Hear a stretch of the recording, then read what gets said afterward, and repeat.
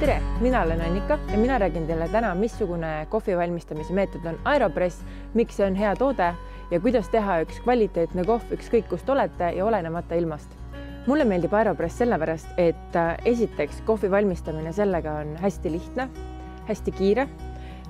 Kohvitassi saab juua põhjani sellepärast, et paberfilter võtab kõik kohvi paksu sellest ära ja mis kõige lahedam on see, et ta on hästi kompaktne meetod, mis tähendab seda, et ma saan panna selle endale kohvrisse, võtta kaasa nädalavahetusel kuskile hotelli, matkale või kas või siia-samasse rabasse. Täna peale selle Aeropressi ma olen siia rabasse kaasa toonud veekeedukannu, mis ise vett tegelikult ei tee. Selle jaoks on mul täna siin kaasas hoopis Primus, kohvijoad, sest et alati, kui ma kohvijoad ikkagi ise ära jahvatan, siis uskuge mind, see kvaliteet on kõvasti parem. Ja Aeropressi komplekti, ma arvan, et ma äkki räägin teile selle ka lahti. Et siin on mul siis Aeropress, mis siis koosneb sellisest mahutist. See mahuti otsas käib lahti selline paberfiltri hoidja.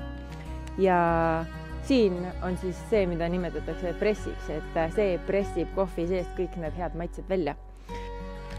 Ja lisaks veel segaja, doseerimiseks lusikas ja seda ma kasutasin põhimõtteliselt lehtri eesmärgil. Aga hakkame siis pihta. Paneme vee keema ja järgmise asjana ma jahvatan siis kohvi ära. Tavaliselt kasutan ma Aeropressi valmistamiseks 16 grammi kohvi, aga tegelikult Aeropress on hästi selline mänguline meetod, mis tähendab seda, et sa võid hästi palju mängida dooside ja jahvatusastmetega. Erinevus lihtsalt on selles, et mida väiksem on sul doos, seda peenem võiks olla kohvi jahvatusaste, mida suurem on sul doos, siis seda jämedam võiks olla jahvatusaste. Kuna mina kasutan 16 grammi kohvi, siis ma kasutan sellist pigem peenemapoolset jahvatusastet.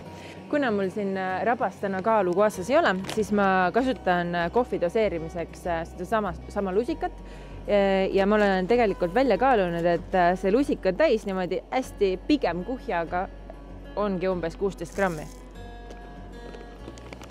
Paneme selle ilusti kõrvale. Vesi endiselt keeb, nii et mul on täpselt siuke paras aeg kohvi jahvatada. Kohvi ma soovitan alati jahvatada koha peal, sellepärast, et nii säilivad kõik aroomid ja maitsed kõige paremini.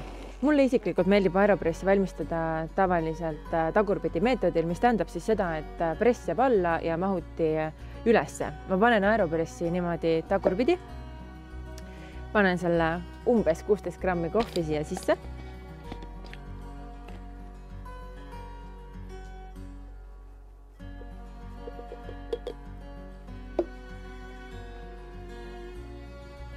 Ja valan lihtsalt vee peale.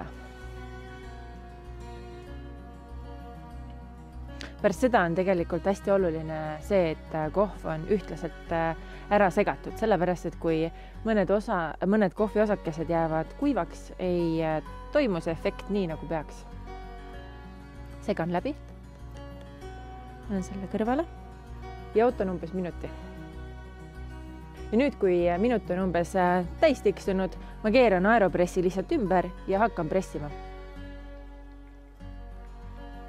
Nüüd tuleb Aeropressiga kohvi valmistamise üks kõige lahedamaid osasi, mis tähendab seda, et Aeropressi puhastamine on tegelikult imelihtne. Sul on põhimõtteliselt vaja lihtsalt väikest prügikasti. Sa võtad selle filtri hoidja, võtad siit niimoodi keerates lahti, paned kõrvale ja siis kõlab siuke, lükkad kõik selle kohvi jäägisid välja. Ja imeline kohv ongi valmis.